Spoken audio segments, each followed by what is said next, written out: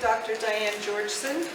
She's a native of Oneonta, a retired OBGYN physician who worked at Fox Hospital, and she served as medical director of family planning of South Central New York for many years. And she's been the City of Oneonta Health Officer since 2020, and she's prepared with those same questions. Thank you. Thank you. Can everyone hear me? I am not a service provider at present, so I'm not going to tell you what I can do. My colleague from Bassett Healthcare will be the service provider on this part of the talk, but what I would like to speak to is what the cuts in Medicaid mean. As many of you know, a big piece of this legislation has to do with cost savings at the expense of cuts to Medicaid, estimated over a 10-year period to be close to $1 trillion. Just a brief review of what Medicaid is. Medicaid was established in 1965, along with Medicare, in order to provide health insurance for low-income Americans. In 2010, with the passage of the Affordable Care Act that was then fully implemented in 2014, states were given the option to expand Medicaid to include nearly all adults under the age of 65 with incomes at or below 138% of the federal poverty level. So that what we saw in New York State, who chose to adopt the expansion, is that less than 5% of people now are without health insurance. And just as we think that food is important for people, I think health insurance is important for people too. A few more numbers. Nationwide, over 70 million people, or approximately 23% of the population, are covered by Medicaid. In New York State, approximately 7 million people are enrolled in Medicaid. This includes coverage for 49% of births, 25% of adults ages 14 to 64, 44% of children, and 64% of nursing home residents. Medicaid, to a large degree, pays for long-term care because Medicare doesn't. In New York State, an additional 1.6 million are enrolled in the Essential Plan, which is part of that Affordable Care expansion.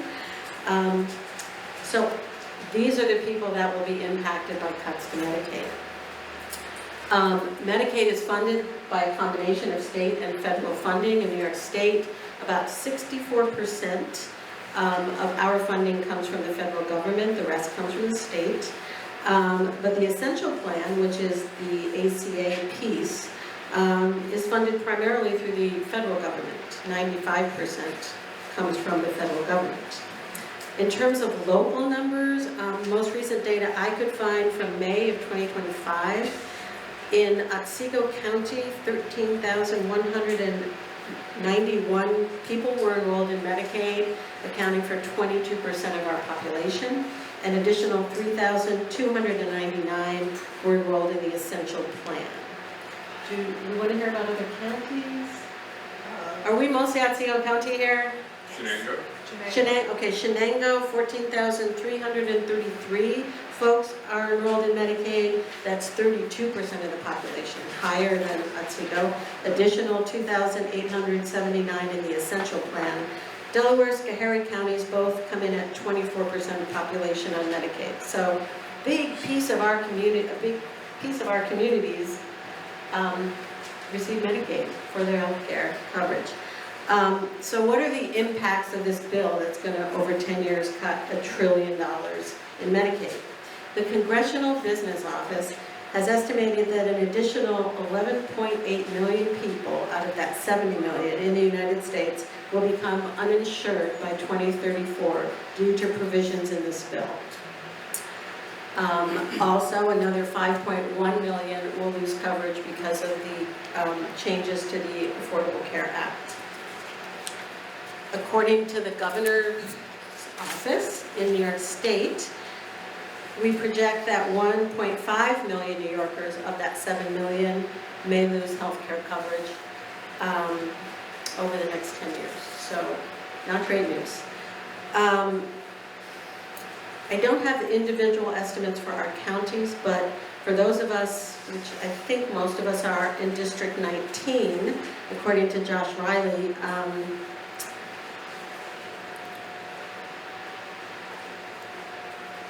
individuals losing Medicaid and becoming uninsured, 32,864. Again, that's for the whole District 19. The other important thing is that in addition to losing coverage, those covered by the Affordable Care Act will see increased premiums.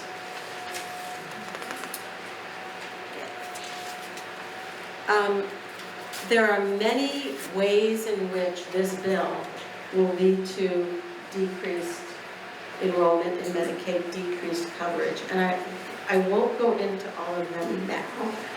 Carolyn may speak to some of them. I will just say that a big piece of it has to do with these work requirements. And the work requirements are how this bill is kind of defended and sold to some people.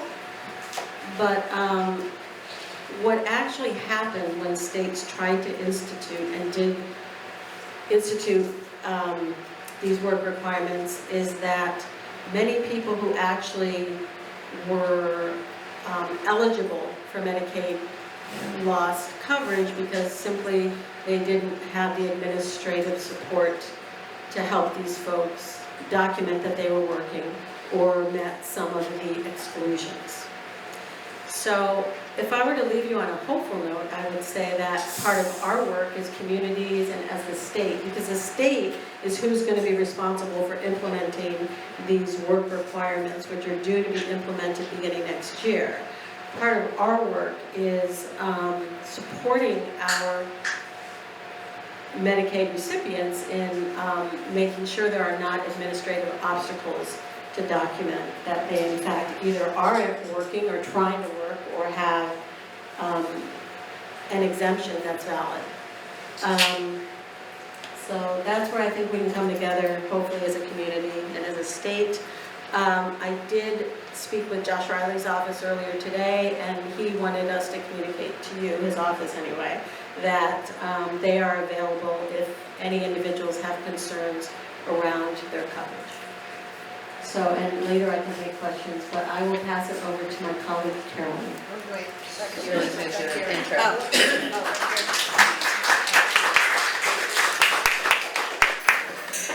You know, I just have to chime in. That's like a lot of numbers, but numbers translates to people.